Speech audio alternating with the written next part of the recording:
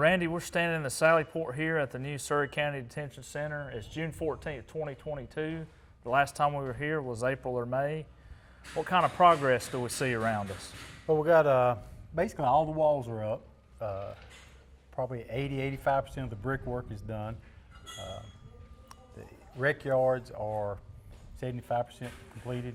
Today, they started last week bringing in the cells for the male and female housing, putting them in place. Right. The booking area is completed. Heating and air is probably the biggest thing now they're pushing through, and putting the roof on. Good. And so we've got the nice bricks on the outside of the building. I've seen some blown insulation over in the communications center on the outside. Rubber membrane roof, white rubber membrane roof. Standing here in the Sally Port, how much more do you think needs to be finished? They got some of the electrical to run out here, and then they got to put the ceiling on, and then of course paint it. Okay. And then clean up. But yeah, they're probably 60% done in here. 60%, okay. And does it look like we're on progress to meet the goal? Oh yeah, I think they're right on schedule. So Randy, behind us are the negative pressure rooms. What can you tell us about those? It's for medical holding. If an inmate or arrestee comes in that maybe has COVID or TB, we can put them in there and it isolates them, and it's safety for our officers too, because it takes air in and out through the ceiling. Randy, we're standing here in the booking area. Tell us about the progress that's been made since April or May. Well, the holding cells, as you can see, has been formed out. The female holding area has been formed out. The booking counter, the walls is up on it. The property rooms and the 2 intake shower rooms has been formed out. So what's left to complete here? The windows in the frames, the doors, and painting. All right, Randy, we're in a male cell block here. What's going on behind us? They're bringing in the inmate cells and stacked on top of each other, 2 stacks. There's 24 of them that they have to move in. Okay. And how many cell blocks do we have for the males here? There's 8 total if you count the segregation units. Okay. Well, it looks like this saves a lot of time on construction with these units being built together. Extremely, probably months if you had to build them on site. Because the old cell blocks were built with cinder block and hand constructed on site, right? Correct. These are fully functional when they come in. You just hook to the back of them and they operation. All right. And I know Jamie got footage earlier of the air conditioning and heating vents that are going to be connected to the back of them. There's openings along the back of these units for, like I said, AC and heat, and then all the plumbing. Plumbing, the sewer line going out, and electrical. Well, I hope the person who invented these made a lot of money.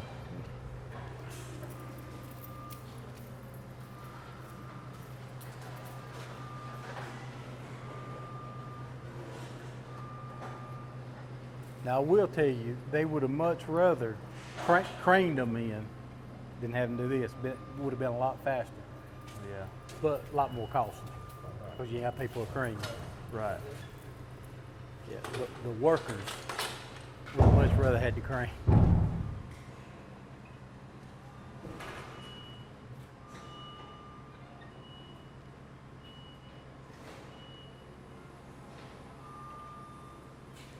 Nathan, just tell you what all goes on. It's just not done when they set these. They will tack weld these together a little bit here.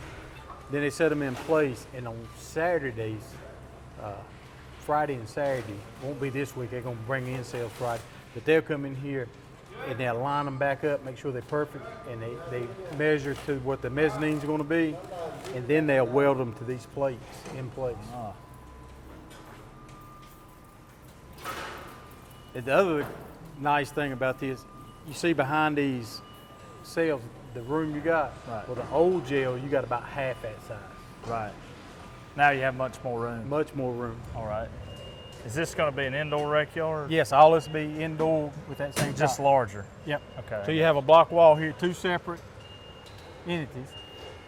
And they'll have there'll be a door comes off this one, Yeah. and then come out and go down to a stairwell. So if we have to evacuate, this is where they would evacuate, out the back of this and out here. Right. Well,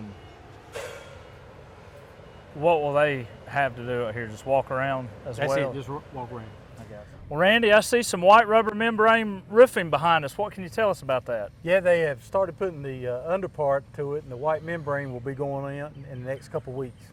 That'll be good. And I guess that keeps a building like this cooler. Cooler and dries it in, so. Good deal. And then, if you'll point the camera this way, Jamie, we've got some blown insulation in the 911 communication center area.